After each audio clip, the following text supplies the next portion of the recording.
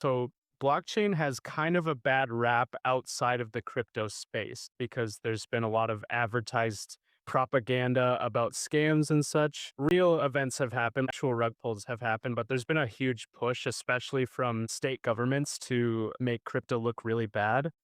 How do you see that bad sentiment dissolving and thus tapping into the hands of typical people? I think it's pure propaganda because there's obviously a concentrated effort from these lobbyists that probably represent these big banks that are afraid of essentially losing their monopoly on our money, which makes them an infinite amount of wealth. And these traditional institutions are probably scared because the ethos of blockchain is an open, transparent network where each individual is actually in custody of their assets. Like, I'll give you an example. When I was trying to buy my engagement ring for my fiance, I was trying to go out and spend 10K, and the bank was like, whoa, you can't do that. And I'm like, whoa, this is my money. And with blockchain, that wouldn't even be a question. I wouldn't have to be calling people to prove that, like, I'm trying to make this purchase because I'm in control and they don't want the people in control. Yes, that's a and that what you're describing is a common misunderstanding or misconception about fiat currency like the US dollar.